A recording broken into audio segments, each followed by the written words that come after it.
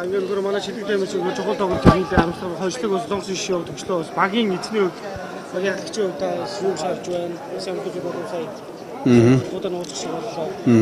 Тэгэхээр зэрэг ер нь тэмцээн спортын тэмцээн уралдаан бол байнга л өрсөлдөөн байдаг л да. Тэгтээ өрсөлдөөн бол шудраг байх хэвээр.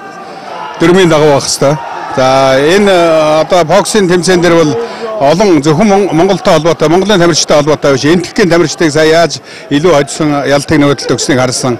Хятадын тамирч Филиппин гэдэг энэ олон орны тамирчид ялт авсан хэдийч нөгөөдөл өргөдөө. Манай төгсөх гавьяатай үед бол сая одоо оноогоор илүү ийт даваагаар ялсан гэсэн хэдийч шүүгчнэр бол нөгөө талд ялтыг өгчлөө. Тэгээд бид нар багийн зүгээс бол бид нар сая яриад энэ боксын холбооны дөрмийнхэн дагуу 30 минутын дотор эсэргүүцэл бичгээр ингээд тохирлоо л да. Тэгээд одоо эсэргүүцлээ бичээд өгөн сая боксын холбооны олон улсын холбооны нарийн бичгийн даргатай уулзаад энэ саналаа хэллээ. Нөгөө талаас бол боксын олон улсын холбооноос тавьж байгаа бидний шаардлага бол танаа одоо үзэгчнэр бол дэндүү энэ ёс зүг байна. Маш олон одоо савтаа ус юм шийдлээ. Хэрвээ ийм байх юм бол Монголын багийг энэ Азийн наадамд одоо хасах оролцуулахгүй байх тухай ийм асуудлыг ярина.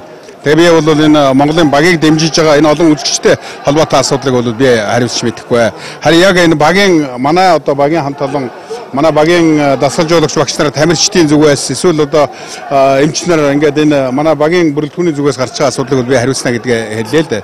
Тэгээ бид нар одоо энэ 30 минутын дотор цаг хугацаанд бид нар эсэргүүцлээ бичээд дахиад одоо компьютер телевиз дээр дахиад шүүлтийг нь үзэн тэгээд эцсийн дүнгийн гаргаж хэлнэ гэж ийм л байдалтай байна. Тэр ерөнхийдөө бол иймэрхүү юм. Одоо хуучин болов гэдэг юм да. Энд чинь нөгөө хоёр лагер болцсон, хоёр лагерын спортын тэмцэлтийн өрсөлдөөн гэдэг байсан чинь одоо эн чинь бас л үргэлжлээл дахиад одоо нэг улс орны авах медалийн тоо тэгээд тэргээр одоо эзлэх хин ч арай бас дэндүүл болоод байна л да. Тий. За 30 минутын дараа